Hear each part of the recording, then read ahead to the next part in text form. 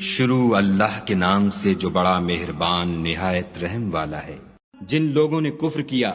اور اوروں کو خدا کے رستے سے روکا، خدا نے ان کے اعمال برباد کر دیے، اور جو ایمان لائے اور نیک عمل کرتے رہے اور جو کتاب محمد صلی اللہ علیہ وآلہ وسلم پر نازل ہوئی اسے مانتے رہے اور وہ ان کے پروردگار کی طرف سے برحق ہے، ان سے ان کے گناہ دور کر دیے اور ان کی حالت سنوار دی۔ یہ ہفتے اعمال اور اصلاح حال اس لیے ہے کہ جن لوگوں نے کفر کیا انہوں نے جھوٹی بات کی پیروی کی، اور جو ایمان لائے وہ اپنے پروردگار کی طرف سے دین حق کے پیچھے چلے۔ اسی طرح خدا لوگوں سے ان کے حالات بیان فرماتا ہے۔ جب تم کافروں سے بھڑ جاؤ تو ان کی گردنیں اڑا دو، یہاں تک کہ جب ان کو خوب قتل کر چکو تو جو زندہ پکڑے جائیں ان کو مضبوطی سے قید کر لو، پھر اس کے بعد یا تو احسان رکھ کر چھوڑ دینا چاہیے یا کچھ مال لے کر، یہاں تک کہ فریق مقابل لڑائی کے ہتھیار ہاتھ سے رکھ دے۔ یہ حکم یاد رکھو، اور اگر خدا چاہتا تو اور طرح ان سے انتقام لے لیتا، لیکن اس نے چاہا کہ تمہاری آزمائش ایک کو دوسرے سے لڑوا کر کرے، اور جو لوگ خدا کی راہ میں مارے گئے ان کے عملوں کو ہرگز ضائع نہیں کرے گا، بلکہ ان کو سیدھے رستے پر چلائے گا اور ان کی حالت درست کر دے گا، اور ان کو بہشت میں جس سے ان کو شناسا کر رکھا ہے داخل کرے گا۔ اے اہل ایمان، اگر تم خدا کی مدد کرو گے تو وہ بھی تمہاری مدد کرے گا اور تم کو ثابت قدم رکھے گا، اور جو کافر ہیں ان کے لیے ہلاکت ہے اور وہ ان کے اعمال کو برباد کر دے گا۔ یہ اس لیے کہ خدا نے جو چیز نازل فرمائی انہوں نے اس کو ناپسند کیا تو خدا نے ان کے اعمال اکارت کر دیے۔ کیا انہوں نے ملک میں سیر نہیں کی تاکہ دیکھتے کہ جو لوگ ان سے پہلے تھے ان کا انجام کیسا ہوا؟ خدا نے ان پر تباہی ڈال دی، اور اسی طرح کا عذاب ان کافروں کو ہوگا۔ یہ اس لیے کہ جو مومن ہیں ان کا خدا کارساز ہے اور کافروں کا کوئی کارساز نہیں۔ جو لوگ ایمان لائے اور عمل نیک کرتے رہے ان کو خدا بہشتوں میں جن کے نیچے نہریں بہہ رہی ہیں داخل فرمائے گا، اور جو کافر ہیں وہ فائدے اٹھاتے ہیں اور اس طرح کھاتے ہیں جیسے حیوان کھاتے ہیں، اور ان کا ٹھکانہ دوزخ ہے۔ اور بہت سی بستیاں تمہاری بستی سے جس کے باشندوں نے تمہیں وہاں سے نکال دیا زور و قوت میں کہیں بڑھ کر تھیں، ہم نے ان کا ستیہ ناش کر دیا اور ان کا کوئی مددگار نہ ہوا۔ بھلا جو شخص اپنے پروردگار کی مہربانی سے کھلے رستے پر چل رہا ہو وہ ان کی طرح ہو سکتا ہے جن کے اعمال بد انہیں اچھے کر کے دکھائے جائیں اور جو اپنی خواہشوں کی پیروی کریں۔ جنت جس کا پرہیزگاروں سے وعدہ کیا جاتا ہے،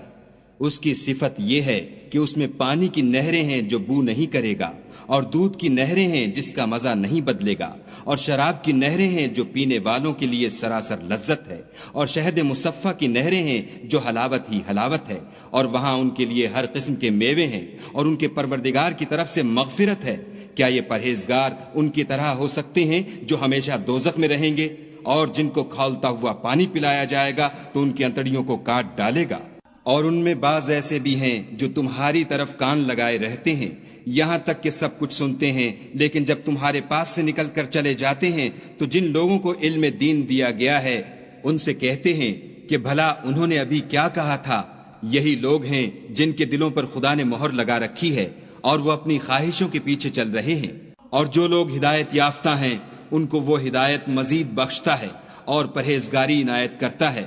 اب تو یہ لوگ قیامت ہی کو دیکھتے ہیں کہ ناگہاں ان پر آ واقع ہو، سو اس کی نشانیاں وقوع میں آ چکی ہیں، پھر جب وہ ان پر آ نازل ہوگی اس وقت انہیں نصیحت کہاں مفید ہو سکے گی۔ پس جان رکھو کہ خدا کے سوا کوئی معبود نہیں، اور اپنے گناہوں کی معافی مانگو، اور مومن مردوں اور مومن عورتوں کے لیے بھی، اور خدا تم لوگوں کے چلنے پھرنے اور ٹھہرنے سے واقف ہے۔ اور مومن لوگ کہتے ہیں کہ جہاد کی کوئی صورت کیوں نازل نہیں ہوتی، لیکن جب کوئی صاف معنوں کی صورت نازل ہو اور اس میں جہاد کا بیان ہو تو جن لوگوں کے دلوں میں نفاق کا مرض ہے تم ان کو دیکھو کہ تمہاری طرف اس طرح دیکھنے لگیں جس طرح کسی پر موت کی بے ہوشی طاری ہو رہی ہو، سو ان کے لیے خرابی ہے۔ خوب کام تو فرما برداری اور پسندیدہ بات کہنا ہے، پھر جب جہاد کی بات پختہ ہو گئی تو اگر یہ لوگ خدا سے سچے رہنا چاہتے تو ان کے لیے بہت اچھا ہوتا۔ اے منافقو، تم سے عجب نہیں کہ اگر تم حاکم ہو جاؤ تو ملک میں خرابی کرنے لگو اور اپنے رشتوں کو توڑ ڈالو۔ یہی لوگ ہیں جن پر خدا نے لعنت کی ہے اور ان کے کانوں کو بہرا اور ان کی آنکھوں کو اندھا کر دیا ہے۔ بھلا یہ لوگ قرآن میں غور نہیں کرتے یا ان کے دلوں پر قفل لگ رہے ہیں؟ جو لوگ راہ ہدایت ظاہر ہونے کے بعد پیٹھ دے کر پھر گئے، شیطان نے یہ کام ان کو مزین کر دکھایا اور انہیں طول عمر کا وعدہ دیا۔ یہ اس لیے کہ جو لوگ خدا کی اتاری ہوئی کتاب سے بیزار ہیں، یہ ان سے کہتے ہیں کہ بعض کاموں میں ہم تمہاری بات بھی مانیں گے اور خدا ان کے پوشیدہ مشوروں سے واقف ہے۔ تو اس وقت ان کا کیسا حال ہوگا جب فرشتے ان کی جان نکالیں گے اور ان کے منہوں اور پیٹھوں پر مارتے جائیں گے۔ یہ اس لیے کہ جس چیز سے خدا ناخوش ہے یہ اس کے پیچھے چلے اور اس کی خوشنودی کو اچھا نہ سمجھے، تو اس نے بھی ان کے عملوں کو برباد کر دیا۔